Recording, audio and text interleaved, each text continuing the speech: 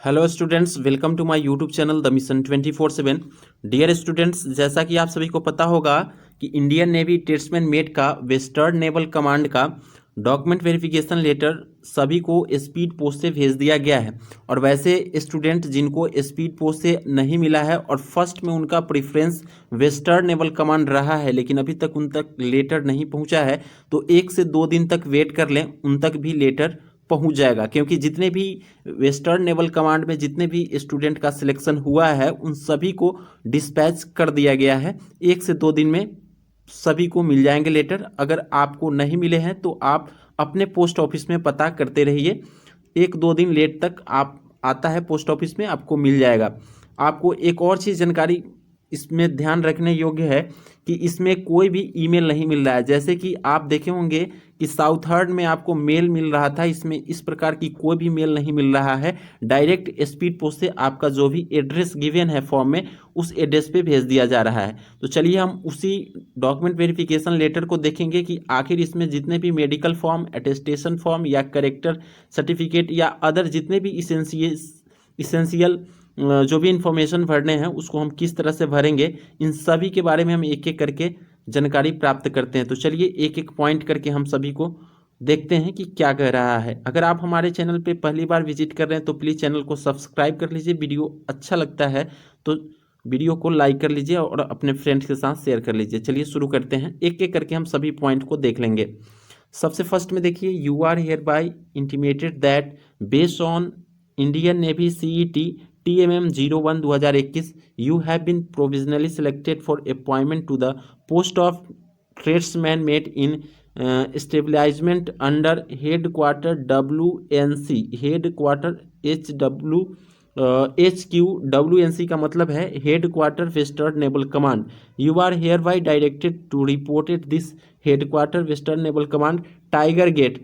आपको समय दिया गया है और साथ ही साथ डेट भी दिया गया है कि कब आपको पहुंचना है फॉर डॉक्यूमेंट वेरिफिकेशन। ठीक है, तो फर्स्ट पॉइंट ये है। सेकेंड पॉइंट कहता है, as per existing rule order the candidate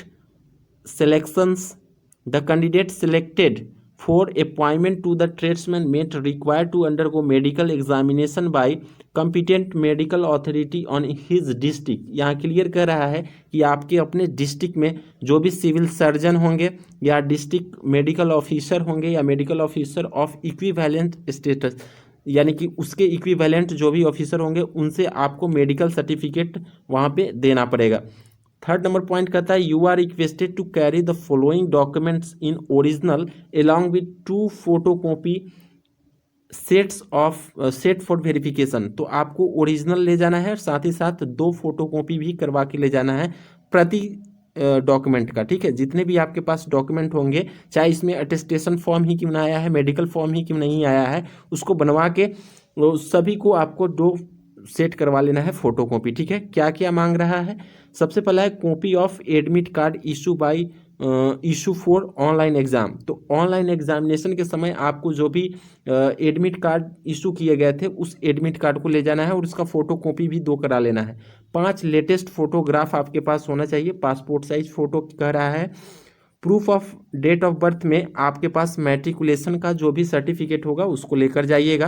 proof of qualification में ITI या 10+2 या कुछ बच्चे जो हैं ग्रेजुएशन लेवल का भी उसमें डाल दिए थे, तो उन सभी का सर्टिफिकेट और मार्कशीट आपको लेकर जाना है। प्रूफ ऑफ एड्रेस में Aadhaar card, ration card, voter ID card, water bill, landline telephone number या पासपोर्ट, इन सभी में सबसे बेहतर होगा आपके लिए कि आप आधार कार्ड, राशन कार्ड या वोटर ID कार्ड, इन तीनों में से किसी एक को ले लीजिएगा। नंबर 3 कहता है कि अगर ये सब नहीं है आपके पास तो certificate by first classes gazetted officer और any other document issue by the government of India. तो आपको अगर इस तरह से नहीं, अगर इनमें से कोई भी डॉक्यूमेंट आपके पास है तो आप आवासीय बना लीजिएगा। आवासीय जो होता है ना वो गजेटेड ऑफिसर के द्वारा ही बनाया जाता है, तो आपको आवासीय जो अगर आप बना लेते हैं तो आवासीय से भी आपका काम चल जाएगा वो प्रूफ ऑफ एड्रेस में। लेकिन आप कोशिश कीजिएगा कि आवासीय के साथ साथ आपके पास आधार कार्ड भी होना चाहिए, या आधार कार्ड नहीं है तो राशन कार्ड या वोटर कार्ड भी होगा तो चल जाएगा। आवासीय भी बनवा लीजिएगा, अच्छा रहेगा। प्रूफ ऑफ आइडेंटिटी में पैन कार्ड या आधार कार्ड दोनों, आप कोशिश कीजिएगा कि पैन आधार दोनों लेकर जाएं। अगर आवासीय बन जाता है तो वेल एंड गुड। ठीक है, नंबर जी में क्या आता है, कहता है SC ST आपके पास जो भी सर्टिफिकेट है, कास्ट सर्टिफिकेट, उसको आपको लेके जाना है और उसके साथ ही साथ 2 फोटो कॉपी भी उसका करा लेना है। इन केस ऑफ एक सर्विसमैन, अगर आप एक सर्विसमैन हैं तो उसके लिए आपके पास जो डिस्चार्ज सर्टिफिकेट है उसको लेकर जाना है। अदरवाइज एक सर्विसमैन जो नहीं है उनके लिए ये सब कुछ लेकर नहीं जाना है, उनके लिए बस। आगे क्या कहता है कि इन केस ऑफ सेंट्रल या state government employ department candidate NOC, अगर आप कार्यरत हैं स्टेट या सेंट्रल गवर्नमेंट में तो आपको आपके लिए एनओसी लेकर जाना होगा।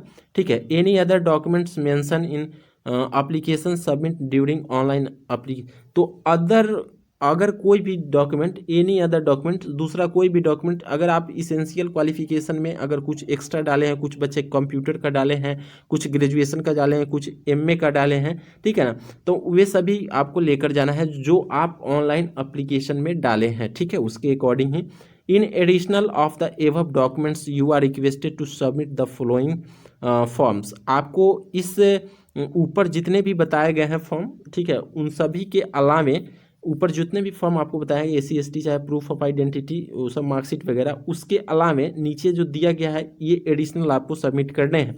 अटेस्टेशन फॉर्म जो हम नीचे देखेंगे कि अटेस्टेशन फॉर्म को हम कैसे फिलअप करेंगे, कैसे बनवाएंगे। ठीक है। 2 attestation form duly filled and counter signed by district magistrate या सब डिस्ट्रिक्ट मजिस्ट्रेट और other superior officer along with 2 photocopy. इसका भी 2 फोटोकॉपी करा लेना है। आपको कोशिश कीजिएगा कि डिस्ट्रिक्ट मजिस्ट्रेट से ही बना ले, अगर नहीं डिस्ट्रिक्ट मजिस्ट्रेट तो SDM से भी बनवा लीजिएगा, ये सही रहेगा। तो DM या SDM से आप बनवा लीजिएगा। हम देखेंगे आगे कि कहाँ उस पर क्या करना है। मेडिकल फॉर्म भी आपको कहा गया है, तो मेडिकल फॉर्म नीचे जो गिवन है उसको भर करके उसका 2 फोटोकॉपी करा लेना है। ठीक है, और एक ओरिजिनल लेकर जाना है। टोटल 3 सेट को लेकर जाना है। टोटल 3 सेट आप देख रहे होंगे, 3 सेट। ठीक है। नेक्स्ट हम बात करते हैं बायोडाटा। तो एक बायोडाटा आपको अपने से बना लेना है, क्योंकि बायोडाटा का इसमें ऐसा कुछ नहीं फॉर्मेट गिवन है, तो आपको बायोडाटा सिंपली आप अपने से कहीं भी साइबर कैफे से या खुद से भी बायोडाटा को बना लीजिएगा, उसका प्रिंट आउट निकाल लीजिएगा। Police verification, you are required to forward simple police verification for character and attendance report from your nearest local police authorities, यानी कि आपका जो भी पुलिस स्टेशन है, PS है, वहाँ से आपको पुलिस वेरिफिकेशन करवाना होगा। एडवाइजरी में क्या कहता है, please note that calling you for verification of documents does not in any way confirm your selections for the post which is purely provisional. ये कहता है कि ये जो आपको डॉक्यूमेंट भेजे गए हैं डॉक्यूमेंट वेरिफिकेशन के लिए, इसका ये मतलब नहीं है कि आपका सिलेक्शन 100% हो ही गया, जो पूर्ण रूप से क्या है अभी अस्थाई है। तो अभी ये भी है प्रोविजनली सिलेक्टेड है, सभी अस्थाई रूप से सिलेक्टेड है। नीचे कहता है the details submitted by you online are considered final. तो आप जो भी ऑनलाइन जो सबमिट किए हैं फॉर्म और उसमें जो भी स्पेलिंग, जो भी नाम है, उसी को जो है ये लोग फाइनल मानेंगे। एंड ऑथेंटिक, एनी इनकरेक्ट या falsifications of information will result in appropriate legal actions against you. अगर आपका कोई भी इस तरह से गलत होता है, ठीक है, तो आपको इन एप्रोप्रिएट मान लिया जाएगा, आपके अगेंस्ट लीगल एक्शन लिया जाएगा। तो आप देखिएगा बहुत सारे ऐसे स्टूडेंट होंगे जिनका स्पेलिंग वगैरह एरर हो गया होगा, तो आपको इसी कंडीशन में आपको लीगल तरीके से वहाँ से आपको चेंज करवाना पड़ेगा। आपको एफिडेविट बनवाना पड़ेगा कोर्ट से, और एफिडेविट में आप वहाँ पे लिखवा सकते हैं कि हाँ टाइपिंग एरर होने के कारण से मेरा मिस्टेक नाम में वगैरह ये सब में हो गया है। ठीक है, तो वहाँ करवा लीजिएगा। जिसका कोई दिक्कत नहीं है उसके लिए कोई दिक्कत नहीं है।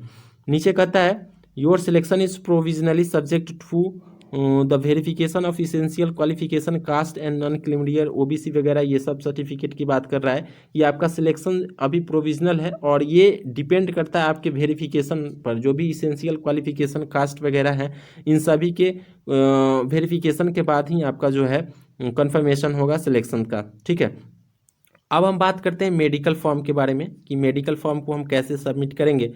तो देखिए, सबसे पहला बात यह है कि जो 2019 में मेडिकल हुए थे उसमें मैक्सिमम बच्चों को मुंबई वाले जो हैं हटा दिए थे। तो उसमें क्या था कंडीशन कि यहाँ पे फ़ोटो का फ्रेम नहीं दिया था इन्होंने, फ़ोटो लगाने का फ्रेम। लेकिन वहाँ वेरिफिकेशन में कहा था सभी वहाँ पे, जैसे कि हमको पता चला जो बच्चे अभी कार्यरत हैं उनके माध्यम से, कि यहाँ पे फ़ोटो भी खोज रहा था। ठीक है, तो आप लोग कोशिश कीजिएगा कि मेडिकल में यहाँ पे फ़ोटो नहीं का फ्रेम नहीं है, बेशक नहीं है, लेकिन यहाँ पे एक फ़ोटो लगाने का कोशिश कीजिएगा। एक कोशिश कर लीजिएगा कि यहाँ पे फ़ोटो लगा लिया जाए। और साथ ही साथ जो भी डॉक्टर यहाँ पे सिग्नेचर करेंगे उन्हीं से इसी फ़ोटो पर सिग्नेचर करके और फ़ोटो पर मोहर लगवा लीजिएगा। अगर आप मेडिकल बना लिए हैं और इस पर नहीं लगवा है मोहर, फिर भी कोई बात नहीं, आप जाइए वहाँ पे चेकिंग सबमिट कीजिए फॉर्म। लेकिन अगर आप अभी तक नहीं बनाए मेडिकल फॉर्म तो कोशिश कीजिएगा कि यहाँ पे एक फ़ोटो जरूर लगा लें।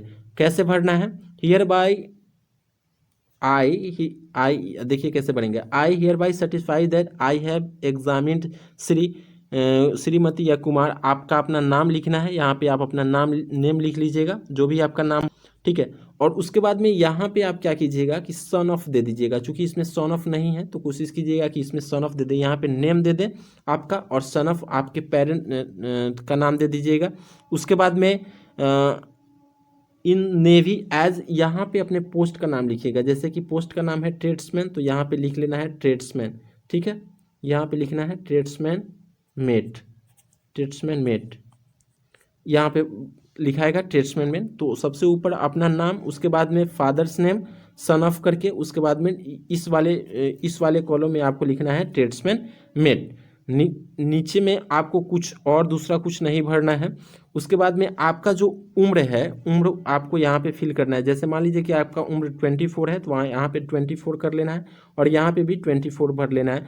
आइडेंटिटी मार्क आपको 2 भरना है। जैसे मान लीजिए कि किसी का कहीं पे मोल होगा या कट मार्क होगा तो 2 आइडेंटिटी मार्क आपको भर लेना है। ठीक है, एक आइडेंटिटी मार्क यहाँ पे, एक आइडेंटिटी मार्क यहाँ पे, 2 कहीं भी, किसी अगर हैंड पे है तो हैंड पे, किसी का चीक पे है, किसी का चिन पे है ना, किसी का फिंगर पे है, तो जहाँ कहीं भी होगा उसके अकॉर्डिंग आप वहाँ पे फिल कर लीजिएगा। उसके बाद में यहाँ पे एक सिग्नेचर आपको स्टूडेंट को करना है, यहाँ पे सिग्नेचर, और सिग्नेचर करके बस मेडिकल में आपको दूसरा कुछ नहीं करना है। सबसे ऊपर में नाम, उसके बाद में सन ऑफ लिखना है। ठीक है, सॉरी 1 मिनट, हाँ, यहाँ पे आपको नेम लिखना है, यहाँ पे सन ऑफ लिखना है, यहाँ पे ट्रेड्समैन मेट लिखना है, और उसके बाद में और कुछ नहीं करना है। यहाँ पे आपका जितना एज होता है एज को लिख लेना है यहाँ पे, और आपका जो आइडेंटिटी मार्क है यहाँ पे लिख लेना है। ठीक है, उसके बाद में नीचे सिग्नेचर कर देना है आपको, और सिग्नेचर करके छोड़ देना है। ठीक है, उसके बाद में जो भी आपके मेडिकल सुपरिटेंडेंट ऑफिसर होंगे वो यहाँ पे आपको साइन करेंगे और उनका एक मोहर लगेगा यहाँ पे। ठीक है, और कोशिश कीजिएगा कि आप जो यहाँ पे फ़ोटो लगाए हैं वहाँ पर भी साइन करके उनसे मोहर लगवा लें। ठीक है, और जो भी मेडिकल जो आप बनवाइएगा वहाँ पे, अगर आप हॉस्पिटल में जाइएगा अपने, तो कोशिश कीजिएगा कि वहाँ पे जो भी स्टाफ है उनको कहिएगा कि इसको इंटर कर लीजिए अपने रजिस्टर में। क्यों? क्योंकि जब वहाँ पे क्रॉस वेरिफिकेशन जब वे लोग करते हैं, जैसे आप वहाँ पे मेडिकल सर्टिफिकेट सबमिट करके आ जाएंगे, तो जब वो क्रॉस वेरिफिकेशन करेंगे तो वही यहाँ पे जो डेट एक लिख देगा, अगर आप कहिएगा कि एंट्री कर दीजिए तो एक यहाँ पे डेट लिख देगा, और वो अपने डायरी में भी डेट लिख लेता है। तो इसी डेट से वहाँ पे क्रॉस वेरिफिकेशन वो लोग ईजिली कर लेता है। तो कोशिश कीजिएगा कि इंटर वहाँ पर कर लें। नेक्स्ट हम बात करते हैं कैंडिडेट स्टेटमेंट एंड डिक्लेरेशन। तो यहाँ पे आपको नाम लिखना है। नाम जो होगा आपका कैपिटल लेटर में आपको यहाँ पे नाम लिखना है। उसके बाद में state your age and place of birth, आपका एज कितना है। तो जैसे मान लेते हैं कि आपका एज 24 है, आपका जन्म कहाँ हुआ था, जन्म स्थान यहाँ पे आपको डालना है। ठीक है, कॉमा लगा के आप उसको डाल सकते हैं। उसके बाद में कहता है have you ever had a small pox. उसके बाद में एनी अदर फीवर, इनलार्जमेंट और separation of glands, blood, asthma, heart disease वगैरह ये सब कुछ है तो हाँ, नहीं तो यहाँ पे आप नो लिखिएगा। ऐसे आपका नहीं ही होगा तो नो लिखिएगा। और उसके बाद में पूछता है कि और कोई अदर दिक्कत है, या एक्सीडेंटल कुछ ऐसा हुआ था, या सर्जिकल आपको इस तरह से हुआ था, तो यहाँ पे भी आप नोट कर लीजिएगा, उसके लिए दिक्कत नहीं है। उसके बाद में कहता है कि where were you last vaccinated, आप लास्ट वैक्सीनेटेड कहाँ हुए थे।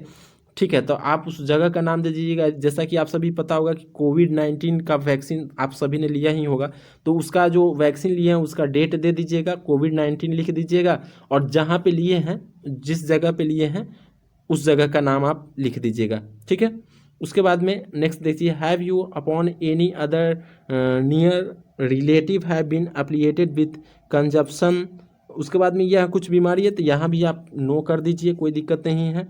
उसके बाद में have you been examine declare unfit government, आपको कभी भी अनफिट किया गया है गवर्नमेंट सर्विस के लिए, तो आप यहाँ पर भी नो कर दीजिए, ठीक है। उसके बाद में कहता है have you suffer from nervousness due to over work और एनी अदर कॉजेज, क्या आप कभी नर्वसनेस महसूस करते हैं जब आप पर बहुत ज़्यादा काम आ जाता है, तो आप इस यहाँ भी नो कर दीजिए, ठीक है। उसके बाद में आ जाइए furnish the flowing particulars concerning your family, इसमें क्या करना है कि फादर्स का डिटेल सबसे पहले भरना है। तो फादर्स अगर आपके अलाइव हैं तो आपको सबसे पहले क्या करना है कि उनका एज भरना है, ठीक है। जैसे मान लेते हैं कि आपके फादर 50 ईयर्स के हैं तो आपको लिख देना है 50, और अगर उनकी तबीयत कैसी है तो आप लिख लीजिए वेल एंड गुड, आप लिख सकते हैं वेल या गुड भी लिख सकते हैं, वेल या गुड, ठीक है, इन दोनों में से कुछ भी। जैसे मान लीजिए कि किसी के फादर 50 के हैं तो आप लिख लीजिए वेल 50, वेल या गुड, दोनों में से कोई एक लिख लीजिएगा, ठीक है। उसके बाद में कहता है कि अगर फादर्स की डेथ हो गई है तो किस एज में उनकी डेथ हुई थी और किस कारण से हुई थी उसको लिखना है। अगर जिसके फादर जिंदा है उसको ये कॉलम भरने की ज़रूरत नहीं है, उसको कुछ नहीं करना है इसमें। नंबर ऑफ ब्रदर, आपके भाई की संख्या कितनी है, जैसे मान लीजिए कि आपके ब्रदर्स 2 हैं तो आप 2 लिख लीजिए। उनके एज कितने हैं तो एज आपको लिख देना है, जैसे मान लीजिए कि एज उनका 20 है तो 20, और उनका हेल्थ कंडीशन क्या है अभी तो गुड, तो आप यहाँ पे लिख सकते हैं गुड, ठीक है। इसी तरह से ब्रदर्स डेथ के समय अगर किसी का भाई की मृत्यु हुई है तो उसके डिटेल को यहाँ पे देना है। सेम इसी तरह से फादर की तरह मदर में भी है, मदर अगर अलाइव है तो उनके हेल्थ कंडीशन को और उनका एज देना है। अगर उनकी मृत्यु हो गई है तो किस कारण से मृत्यु हुई है और कितने की उम्र में हुई थी, उसी तरह से सिस्टर का डिटेल यहाँ पे देना है। नेक्स्ट वाले में आइए, तो नेक्स्ट वाले में कुछ नहीं है, यहाँ पे भी आप कोशिश कीजिएगा कि एक फ़ोटो लगा लें, ठीक है। यहाँ पे एक फ़ोटो लगाकर और यहाँ पे अपना सिग्नेचर आपका होगा, ये स्टूडेंट का सिग्नेचर होगा, और नीचे जो होगा मेडिकल ऑफिसर का सिग्नेचर होगा, उनका मोहर लगेगा। तो यहाँ पे भी मेडिकल ऑफिसर से कहिएगा कि ये जो फ़ोटो है इस पर भी वो मोहर लगा देंगे और साइन कर देंगे। यहाँ पे भी फ़ोटो लगा लीजिएगा, वो ज़्यादा बेहतर होगा आपके लिए। हालांकि उस तरह का कॉलम नहीं दिया गया है, लेकिन जो 2019 में वेरिफिकेशन हुए थे तो उस समय भी वहाँ पे बहुत सारे स्टूडेंट को फिर से उन्होंने दोबारा बोल दिया था कि जाइए वहाँ पर फ़ोटो लगवा कर आइएगा, ठीक है। तो ये आप पहले ही कर लीजिएगा, कोशिश कीजिएगा। उसके बाद में आता है अटेस्टेशन फॉर्म, तो अटेस्टेशन फॉर्म में आपको कुछ नहीं करना है, यहाँ पे एक फ़ोटो लगा लेना है, उस फोटो पर गजटेड ऑफिसर से जो है अटेस्टेड करा लेना है, ठीक है। उसके बाद में नीचे लिखना है सरनेम, आपका जो भी सरनेम है सरनेम लिखिए। उसके बाद में आपका जो नेम है उसको लिखिए। कोशिश आपको ये जो नेम और सरनेम जो है ये कैपिटल लेटर में लिखिएगा, यहाँ पे स्मॉल में कोई नहीं लिखेगा, ठीक है।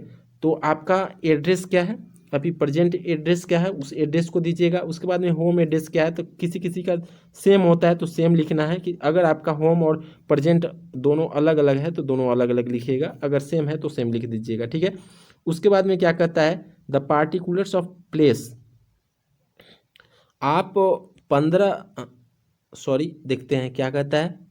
The particular of place with periods of resistance where you have been registered for more than 1 year at a time during preceding 5 years.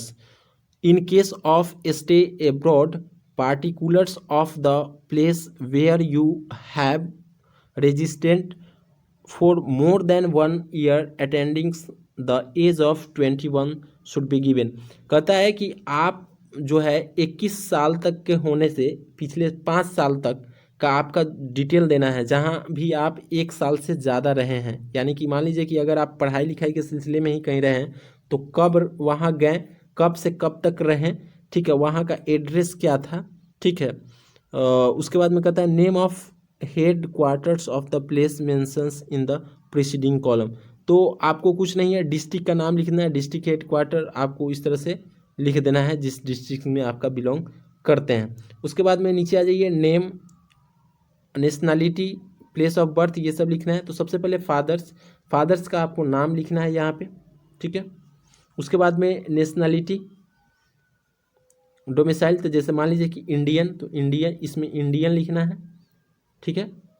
Place of birth, उनके जन्म के समय उनका जन्म कहाँ था, तो इंडिया में किसी स्टेट में है तो स्टेट का नाम इंडिया, ठीक है। ऑक्यूपेशन, उनकी पेशा क्या है, अगर एग्रीकल्चर है तो एग्रीकल्चर, बिजनेसमैन है तो बिजनेसमैन। प्रेजेंट एड्रेस क्या है, परमानेंट एड्रेस क्या है।